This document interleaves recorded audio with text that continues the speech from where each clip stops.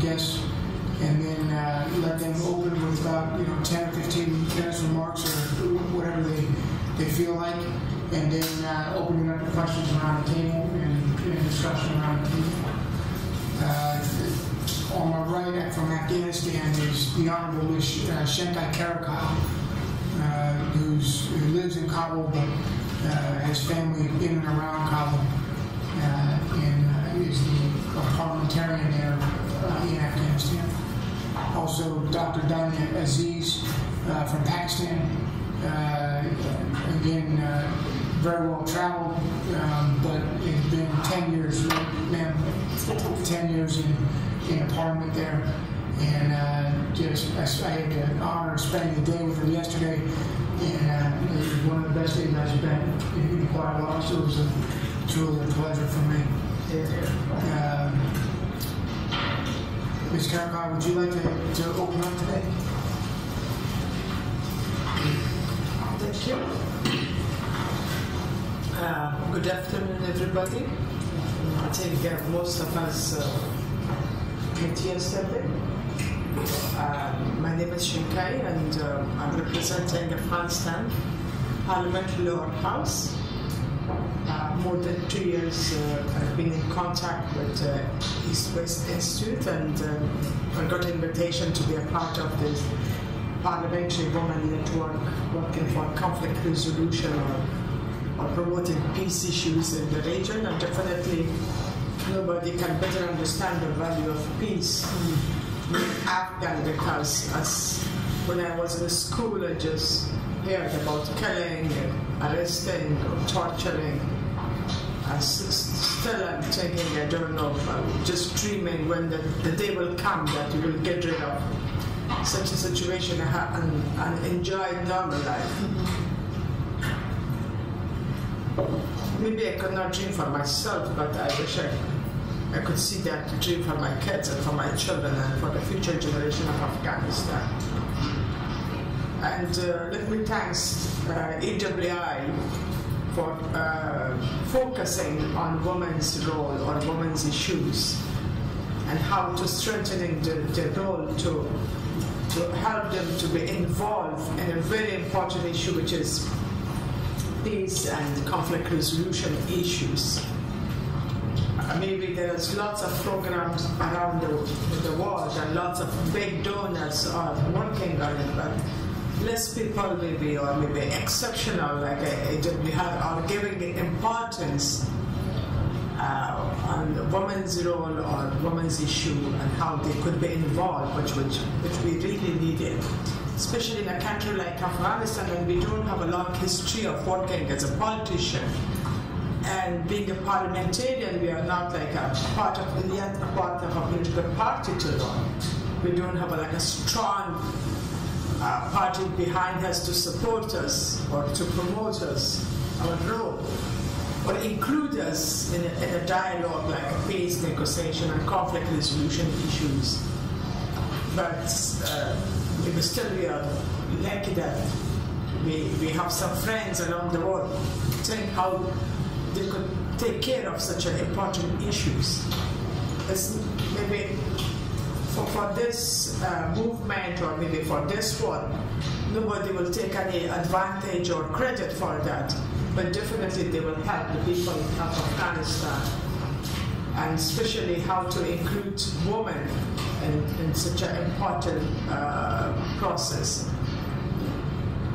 So when we first time met in Brussels, and we decided how to develop our network, our contact with the regional countries, maybe first with the neighbors later on in the region, and finally internationally, how to bring connection and contact and make a very strong network.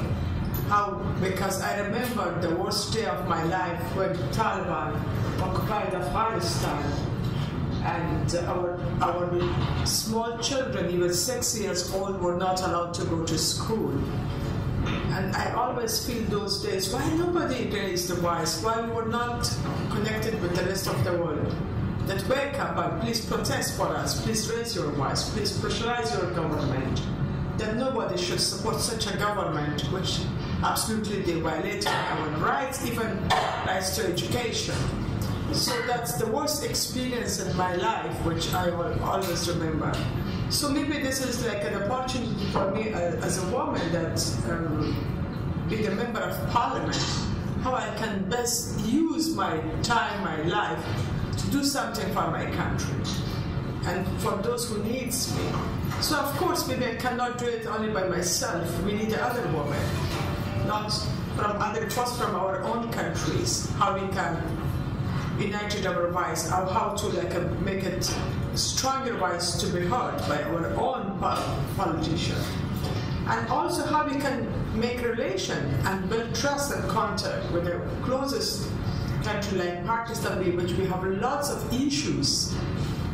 Unfortunately, always the executive system, the mentality which maybe exists, either they're very skinny guys, never brought such an important issue which is really create a problem or a conflict among two countries. Or maybe they don't want to take even responsibility to bring those issues at the table. Or maybe only the way that the language they know how to create security problem for each other. Of course, it will not help anybody, but victimize both the countries. And who will be the first victim? Of course, women and children from both countries. So we decided to how to develop this relation with the Pakistan Parliament. So we went to visit, and the Women Caucus of Pakistan Parliament was our host, and really we had a good day. We met the Speaker of the House, which is a woman, which is also is a great thing, especially the country like Pakistan, still very traditional, very much backward.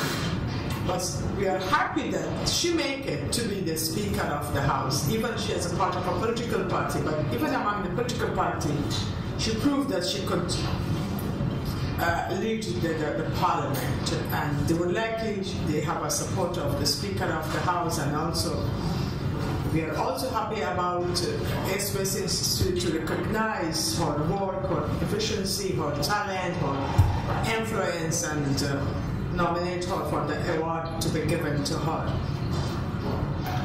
But we talk a lot how especially that the Taliban issue, the negotiation with the Taliban, peace talk, reintegration process, reconciliation. That for that we need the role of women from both countries, because always it's thought it's man's issue should be solved by man. And of course, they create the violence or the conflict. We are not a part of the conflict. We lost in the war, in the conflict, but we don't want to lose in the peace. So that's why we don't want to be the loser. For that, how to protect our rights, our demands, our recommendation. So we need the support of the closest country, which is Pakistan as well. How they can also, because of course Pakistan will be involved in the entire process. But not only those ladies, but also the lady around the world. How they could also be a part of that support issues. That nobody could negotiate on the rights of women or compromise on the rights of women just to how to bring a very superficial peace in Afghanistan. So that's why if we were able to really establish, then we had a meeting in Kabul, and that's just the beginning. We need more contacts, regular contacts, how to jointly develop our priorities and action plans to implement it for all these activity and strengthening our role and build the relation, and both countries can speak for the same issue together might help women of Afghanistan. And for that we need friends like AWEC or other those who are interested to really facilitate or help us. So let me thanks once again the AWEC, at least so far they are with us, and we are looking forward to continue to have their support with us and to continue our program and to reach to some point and have a productive or tangible outcome out of this relation. Because coming years will be most critical for Afghanistan. Everybody's thinking how to withdraw from Afghanistan. Taliban, day by day, their morale become higher and higher. They think they could get everything. So what about we women? What will happen? Who can advocate on behalf of us? The Peace Council, which the government of Afghanistan built, for sure they cannot speak for us. Only women could speak for themselves, and they could raise their concerns. So that's why we need a strengthening role of women to raise their voice, to make it loud enough to be heard, and also to get protection from the woman, and also very gentle men who really believes on equality and have a concern about rights of women of Afghanistan. Dear support. Thank you. Dr. Aziz. Good afternoon, and it's good to see some familiar faces and some new faces here today. I'd like to also commend the EastWest Institute for having organized not only the events of this week and the wonderful award to our speaker, but also for the hard work that went into the process between the Afghan and Pakistani women parliamentarians over the past year and a half. So, as Shinkai said, this venture came out of a meeting that we had on the sidelines of the EastWest Institute's Conflict Prevention Conference in Brussels almost 2 years ago. At that conference, it was very evident that women parliamentarians from Pakistan and our counterparts from Afghanistan had very few avenues to interact with each other.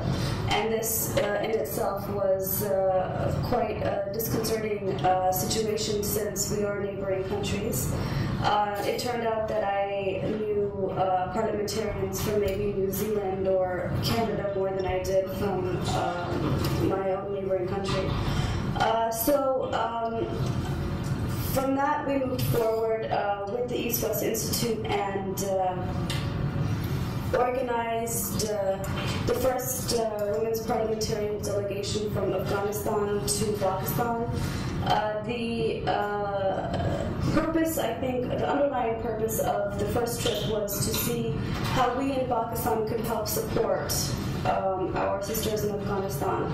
Pakistan is a fairly developed country, despite what you see on the news. Our democratic institutions have had some upsets now and then, but there has been a process that's been in place for a while. Also, women in Pakistan, because of personalities like Benazir Bhutto, have had more entry points into politics and don't face the kinds of challenges or unacceptability that the women in Afghanistan face. So because we were coming from a position of relative strength, we wanted to see how we could help the women in Afghanistan to increase their profile internationally and to ensure that when they need our help, we had an open dialogue ready. There were a few very specific things that we touched upon when they visited Islamabad. One was perhaps a relationship between our parliamentary strengthening institute, and they don't seem to have one in the Afghan parliament. Our speaker was willing to offer training of the parliamentary staff from Afghanistan to come to Pakistan, and through this initiative, that offer was conveyed to the Afghan speaker. Also, in the the time coming up until 2014 and all of the various peace negotiations that are happening in the region, we wanted to emphasize also the fact that all of the countries involved needed to abide by the UN Security Council resolutions on women and negotiations for peace, and ensure that the Afghan women were part of that process. So that's what we discussed when we were in Islamabad. In Kabul, again, it was just an effort to highlight the activities of women parliamentarians on both sides and to strengthen the work that had already started. I think that when we went to Kabul, we had a very warm welcome from the president, the speaker, and parliamentarians from the Afghan side. But it was also evident that there were some ongoing issues with well, yeah, I mean, our visit coincided with the spring offensive of the Taliban, so there were a lot of bomb blasts and gunshots, but it didn't faze us, I think, as much as it fazed the EWX staff. You've seen it. How many hours? We luckily were in the Pakistani embassy for lunch when the attack started, and the embassy was a good half an hour away from where the attacks were. Had we been at the hotel, we would have been right in the center of it. So we ended up being sequestered in the embassy for about 8 hours. And I think Joel and Jessica were both very brave to rough it out with us, but what matters is we all got home safely. I think that it seemed evident to us that without an open dialogue, channel for dialogue, especially in the time preceding the 2014 withdrawal of the heavy presence in Afghanistan, that things can get really sticky between the two countries. Obviously, there's a lot that needs to be done on the Afghan side for them to stabilize their country, for them to internally deal with the issues that they face, and as Pakistanis, we would like to ensure that we're there to support them in whatever process is owned by and led by the Afghan government and the Afghan people. I think that unfortunately we've had a history of playing the blame game, and we feel that it would be better for us to be in dialogue with the Afghans rather than being just on the receiving end of blame, because they do have a difficult time coming up ahead. And we're very excited that the women in both parliaments have decided to take upon them the lead in this open dialogue. And we're very grateful for the EastWest Institute for providing that third-party space for this dialogue. When you are talking in bilateral meetings or meetings that are led by government officials or cabinet officials, the language is very different, and what you can and cannot say is very measured. Also, when you have the media from either country present, of course, every politician is going to stick by whatever the political language is for his or her own country. With the EastWest Institute's help in this, we were able to have very candid and frank discussions. We're looking forward to carrying it forward, and we look forward to expanding this program to other members of parliament in our own parliaments, and as well as with other countries who have shown an interest in supporting this mechanism. So we'd be happy to answer any questions.